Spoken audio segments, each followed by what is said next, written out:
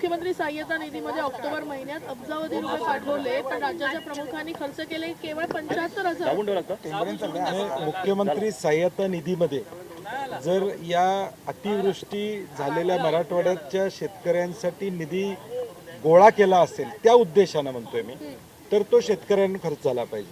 आता कुठल्या तरी तांत्रिक मुद्द्यावर मुख्यमंत्री सहाय्यता निधीतनं निधी देता येत नाही असं म्हणणं संयुक्तिक ठरणार नाही. मुख्यमंत्री सहाय्यता निधीतनं मुख्यमंत्र्यांचा सर्वाधिकार आहे. द्यायचं झालं तर ते कृषी विभागाला वर्ग करू शकतात किंवा जे शाळा नुकसान झालेलं आहे या अतिवृष्टीमधल्या त्या मराठवाड्यातल्या शाळांना निधी देऊ शकतात. निधी खर्च करायचं झालं तर मानसिकता असेल तर तो खर्च करता येतो, परंतु ती मानसिकता सरकारची नाही ही यातून स्पष्ट होते. त्यांनी असंही म्हटलंय की काही उद्योजक मित्रांनी इलेक्शन फंड हा दिलेला वाटतोय का तुम्हाला? नाही, मला हा मुख्यमंत्री सहाय्यता निधी म्हणजे इलेक्शन फंड नाही आहे हे त्यांनी सरकारनं लक्षात ठेवलं पाहिजे आणि त्याचा विनियोग ताबडतोब करावा. अजून पॅकेज पोचलेलं नाही शेतकऱ्यांना. मराठवाड्यातल्या शेतकऱ्यांची अशी अवस्था त्या ठिकाणी झालेल्या, घोषणा झाल्या, जशी अतिवृष्टी झाली तशी घोषणांची अतिवृष्टी झाली, परंतु प्रत्यक्षात शेतकऱ्याच्या हातात काय पडलं का, तर काही पडलेलं नाही. आणि म्हणून मला वाटतं याच्यावर त्वरित निर्णय घ्यावा अशी आमची अपेक्षा असते. तर आणखी एक प्रश्न होता वेगळा. काल काँग्रेस आणि ठाकरे गटांमध्ये आसन व्यवस्थेवरतून वाद झाल्याचं पाहायला मिळालं. विशेष करून भास्कर जाधव यांनी तीव्र नाराजी व्यक्त केली. काँग्रेसच्या 2 ज्येष्ठ आमदारांना आसन व्यवस्थेमध्ये पुढे बसण्याची संधी मिळत होती. अध्यक्षांनी ती संधी ग्राह्य धरली. मात्र ठाकरे गटाचं असं म्हणणं होतं की काँग्रेसने परस्पर तुम्हाला भेटून हा निर्णय नव्हता घ्यायला पाहिजे, आम्हालाही विश्वासात घ्यायला हवा. मला वाटतं हा फार मोठा विषय नाही आहे. विधिमंडळाचं सचिवालय या संदर्भातलं नियोजन करतं. सिनियरिटी बघून त्याची आसन रचना केली जाते किंवा पक्षाला आसन आरक्षित केलं जातं. त्यामुळे हा आमच्यासाठी महत्त्वाचा विषय नाही.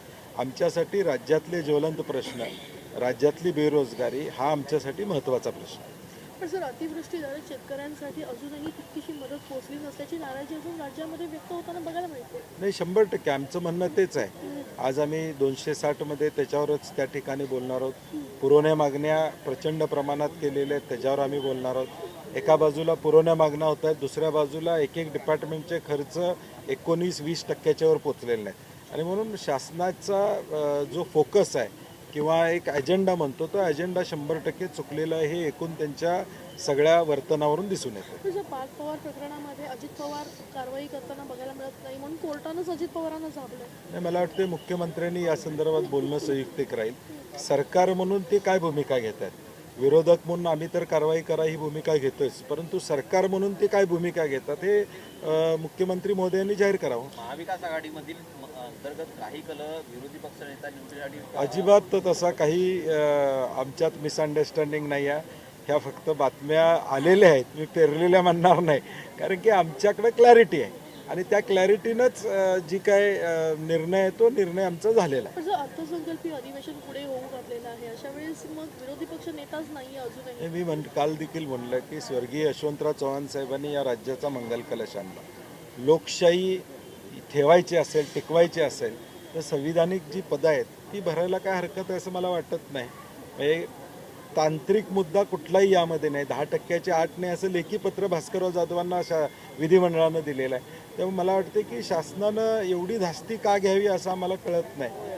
शेवटी आज आम्ही पद नसलं तरी आम्ही जे शासनाचं चुकते ते बोलतोयच, ते बोलायला काय आम्ही थांबत नाही.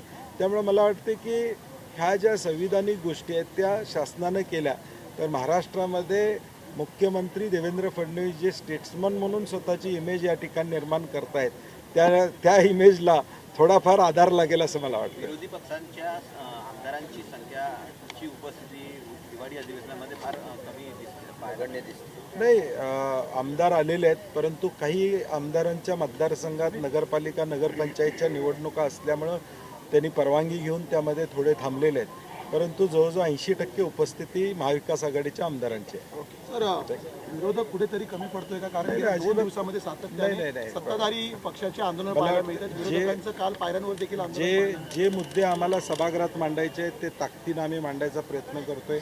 पुण्याचा पाणी प्रश्न आम्ही मांडला, अनेक विषय आहेत की जे मांडले.